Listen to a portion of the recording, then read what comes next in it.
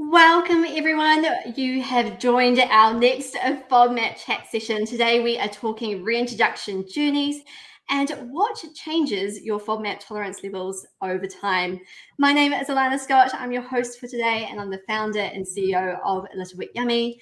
And joining me is Emily Clarke, research dietitian from the Monash University FODMAP team. Hello, Emily. Hi, Lana. Thanks so much for having me today. Well, thank you so much for joining us. In today's session, we really want to talk about a little bit about Ibs Journeys and what this reintroduction journey looks like for an individual. So I've heard rumor that you've had IBS and you've gone through this whole FODMAP experience. Is that correct? Yeah, you've got me. Part of the reason why I'm working in the field is because of my own experience with it. And having gone through it myself, I think it's really important to be able to support others on their journey as well. So for me, it's been a journey over 10 years. It took a long time to sort of get a diagnosis. I didn't really understand what was happening. And to be honest, it seemed like everything that I ate was causing triggers for me. So it was really, really hard. So being able to get a diagnosis and start my FODMAP journey and being able to alleviate my symptoms has been really life-changing for me. And that's why I'm here to support others on their journey as well. Oh, that's amazing. I'm so glad the FODMAP diet gave you some relief and that you're now here helping our IBS and FODMAP community. Now, what was the FODMAP reintroduction journey like for you? Yeah, look, it was at the time very, very difficult when you go through the elimination phase and you sort of, for the first time in a very long time, have little to no symptoms. It can be quite anxiety inducing to try and reintroduce foods again, not knowing whether or not the symptoms are going to come back and to what extent. So it was quite a battle to take on, but a really, really important one and quite an exciting one as well. So one thing that I did find was really important was to sort of make notes along the way. So as you reintroduce foods, keep a diary of your symptoms and how much of those foods you have. And it was a really good way to sort of prove to myself that some of my favorite foods weren't the cause of my symptoms. So that was really nice to be able to bring back those foods that I really like. As a dietitian, I love food, and so it was really important to me to sort of figure out which ones I could and couldn't have. So yeah, it's been a long journey, but a really, really important one to take and a really good one to have. So when you say it's been a long journey, were you sort of one and done with your FODMAP reintroduction process? Did you go through and test all those FODMAP groups and get a really good understanding of what you could tolerate and were then able to bring lots of FODMAPs straight back into your diet? Or have you been gradually adding more of those FODMAP groups over the years as your body has changed? That's a great question. I've been through many, many reintroduction phases. There's no sort of set and forget method to it. It's everything changes over time. So my stress levels will sometimes affect what I can and can't tolerate. Going overseas, as someone who loves to travel, it's been really, really interesting in some countries what foods I can and can't tolerate because maybe the foods are made a little bit differently in different countries, or you've got reduced stress when you're overseas or things like that. So that's been really interesting. And then just in general, of course, lactose used to be a really big issue for me. So 5 years ago, the thought of eating ice cream out it would be so anxiety inducing for me. I know that I wouldn't be able to tolerate it. And these days I'm actually okay with it. Of course, it depends on your overall FODMAP consumption throughout the day. But knowing that I can go out and have a small serve of ice cream with some friends and know that's not going to cause symptoms anymore like it used to has been a huge thing for me. So it's so important to retry some of your favorite foods because you don't know if it's going to still cause symptoms anymore. Lots of different things can impact whether or not you actually have symptoms at the time. So Emily, it's fantastic that you've got lactose back, you've understood some of your like personal reasons why your FODMAP levels changed. So apart from lactose, what other fun high FODMAP foods have you got back into your diet? Oh, look, it's again, it really does depend on how I'm feeling at the time, what my stress levels are like. And sometimes it's just a matter of as well knowing that if you've got a special occasion or a certain food that you haven't had for a while and you know that it might cause a little bit of symptoms, sometimes it is just worth trying it again. So maybe when Christmas season comes around, you sort of try some of your favorite foods. So one thing for me is I do love, Christmas pudding. So I always allow myself to have a little bit of that at Christmas time and sort of know that it may or may not cause symptoms, and it's not necessarily something that I have every day. Something else that's sort of been really difficult for me previously that is not such a problem now is legumes. So, from a dietitian's perspective, things like your chickpeas and your lentils have great nutritional value. And for a long time, they were a really big cause of symptoms for me. And I've been able to, over the years, slowly increase the amount that I'm having. So I'm able to put those back in my diet. I don't necessarily have them every day because I know that it is a cumulative effect. So the more that I have, the more likely I am to have symptoms from it. But just being able to have a small amount has been a really, really great learning experience for me, and also sort of bring the fun back into my diet. So that's been really great for me as well. Oh, that is awesome to hear. It's really important that we think about our overall like food variety and also our food joy when it comes to reintroducing FODMAP. So I think what you're showing us is that, don't be afraid to go back and try foods again. And, if you're craving something, try it. Or if you really want to eat something, it's okay if you go and eat it. You might respond differently this time. So those are all really, really good points for us to understand. So, Emily, would you like me to share my FODMAP reintroduction journey in this session?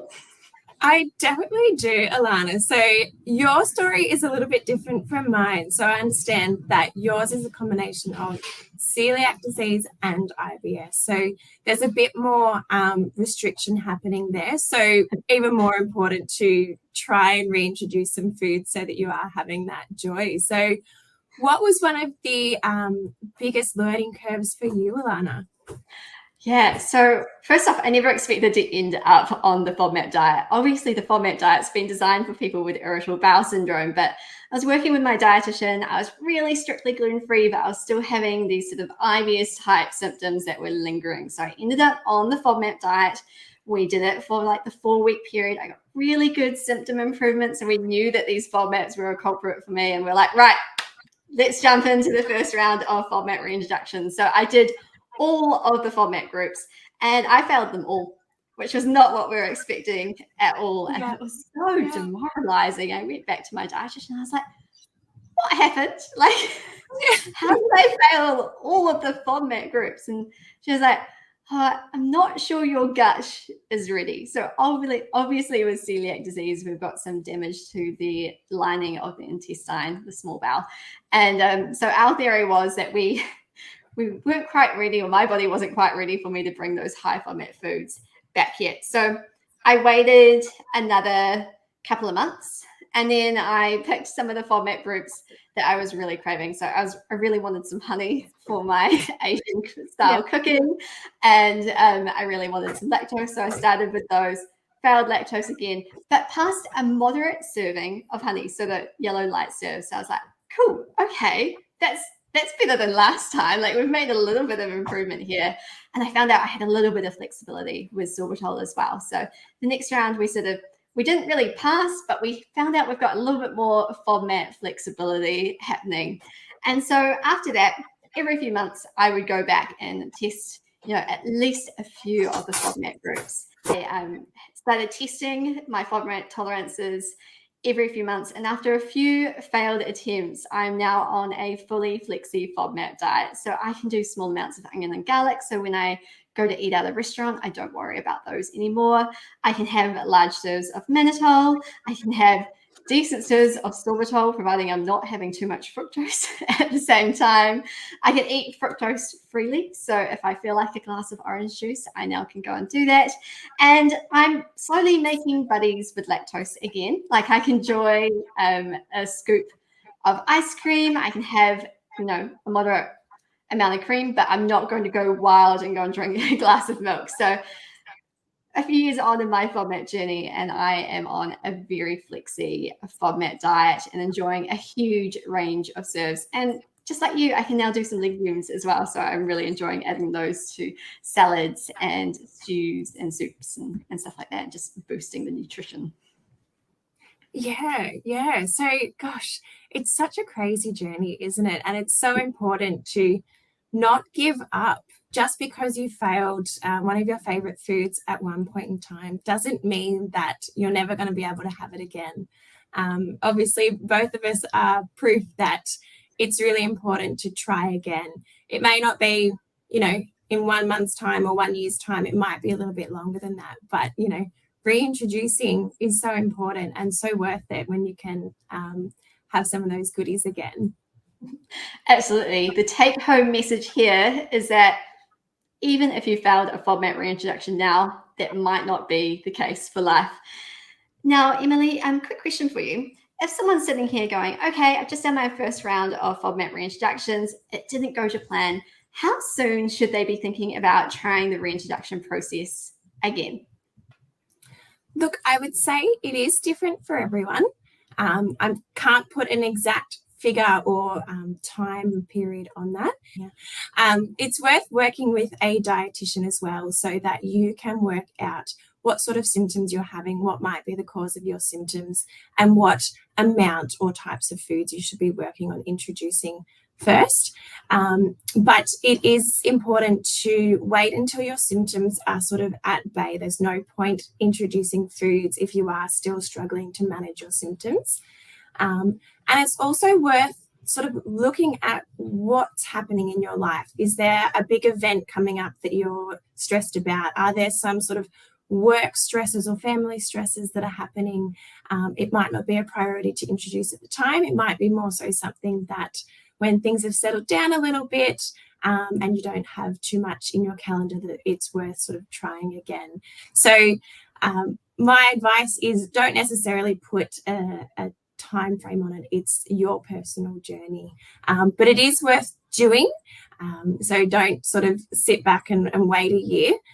Just sort of reflect on what's happening and make sure that you do give it a go when you're feeling comfortable.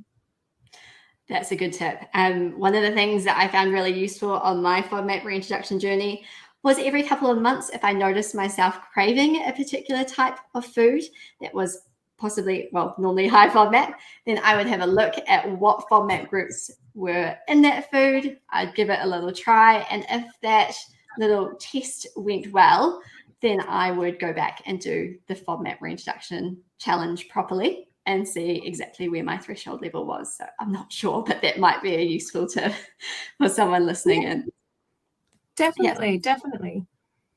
And Emily, just before we wind up this session, do you want to just give us a quick rundown of sort of like 4 or 5 of the different factors that can affect our ability to tolerate FODMAP groups? So obviously for me, I had intestinal damage, which was affecting my ability to tolerate them. But sort of at a high level, what are the other major factors that people should be mindful of?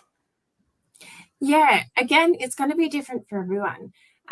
One of the key things that we do see, I guess, is stress. We do know that stress is often linked to sort of changes in IBS symptoms. So if you are going through a stressful period, you might find that you struggle a bit more.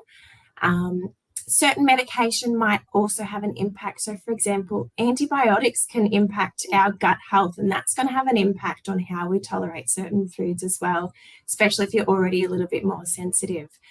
So being mindful that it's not always going to be the diet that's causing the issues. It could be something like change in medication as well.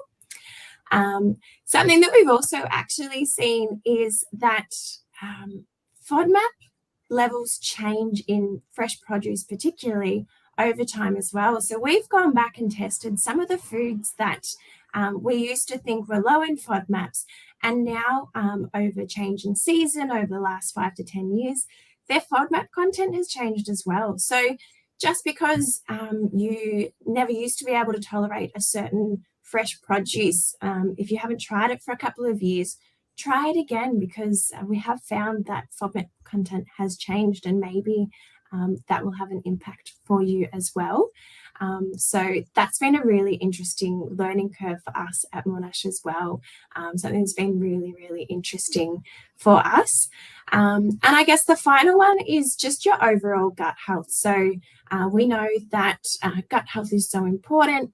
And if you've got a good gut microbiome, so lots of diverse bacteria, it's going to be a lot better for you. And we know that cutting out FODMAPs can impact your gut health. So it's really important to work with a dietitian, make sure that your gut health is at its prime, and then you can sort of work on the reintroduction there when your gut health might be at a better point as well. So yeah, they're sort of the main ones if I had to think about it. And yeah, really important again to just work with your dietitian and make sure that you do reintroduce, because we don't want you restricting. It's not a lifetime restriction. It's something that's just for you, your own journey and your own symptoms. Absolutely. We really want to get you to a place where you're on a flexi FODMAP diet. So you've got high FODMAP foods you can tolerate back in your diet, as well as some of those low FODMAP foods, so that you can manage your symptoms really well.